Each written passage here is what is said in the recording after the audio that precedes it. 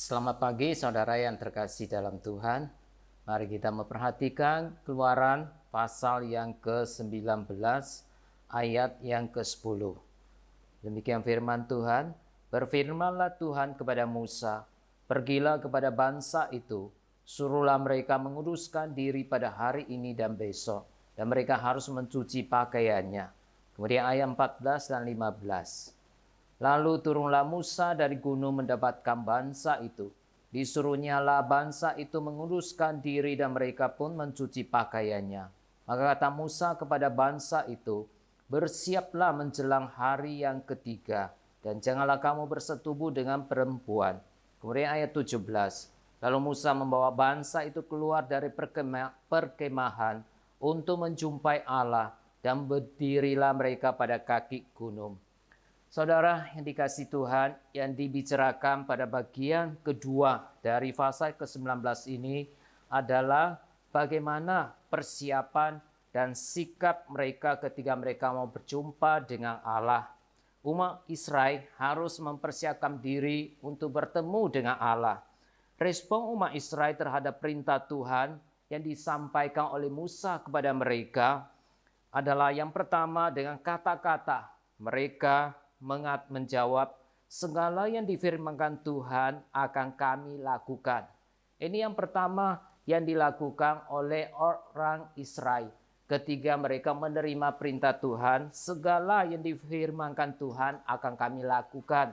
Tapi yang kedua, respon mereka yang kedua adalah melalui tindakan atau melalui perbuatan yang mereka harus lakukan sesuai perintah Tuhan. Yaitu apa yang harus mereka lakukan? Mereka harus menguruskan diri dengan mencuci pakaian mereka. Kemudian yang kedua, mereka harus menghindari kontak fisik dengan Gunung Sinai, karena itu perintah Tuhan.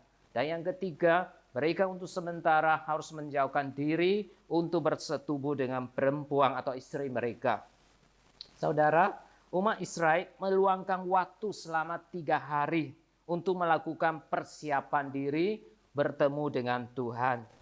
Mereka datang kepada Tuhan bukan asal-asalan atau sembarangan atau sambil lalu.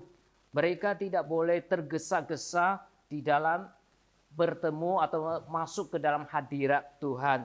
Ada sesuatu yang harus mereka persiapkan dengan sungguh-sungguh, yaitu menguduskan diri dan hati mereka. Bapak, Ibu, dan Saudara yang terkasih, ibadah yang benar adalah ibadah yang berkenan di hati Tuhan. Ibadah yang benar dan berkenan kepada Tuhan adalah ibadah yang bagaimana? Yang pertama adalah hanya beribadah kepada Tuhan. Tuhanlah menjadi fokus di dalam ibadah kita, bukan siapa-siapa dan bukan diri kita. Ini yang pertama.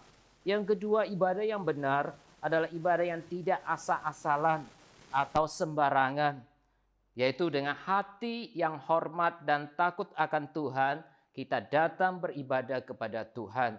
Dan yang ketiga, yaitu ibadah yang benar di hadapan Tuhan adalah beribadah dengan segenap hati, bukan dengan setengah hati. Sebagai anak-anak Tuhan, kita tidak hanya dituntut untuk mengasihi Tuhan dengan sepenuh hati, dengan segenap hati, tetapi Tuhan juga menuntut kita untuk beribadah dan melayani Tuhan dengan segenap hati, bukan setengah hati. Saudara yang dikasihi Tuhan, di tengah-tengah kondisi kehidupan yang menawarkan banyak kenikmatan kepada kita, Tuhan menuntut kita mengasihi Tuhan, beribadah kepada Tuhan, dan melayani Tuhan dengan segenap hati. Bagaimana dengan kehidupan ibadah kita selama ini? Biarlah Tuhan menolong setiap kita supaya kita sungguh di dalam kehidupan ibadah kita, di dalam ibadah kita pada hari Minggu, kita dapat beribadah kepada Tuhan dengan segenap hati, dan ibadah kita menjadi suatu ibadah yang benar dan berkenan di hati Tuhan. Tuhan Yesus memberkati Bapak, Ibu, dan Saudara sekalian.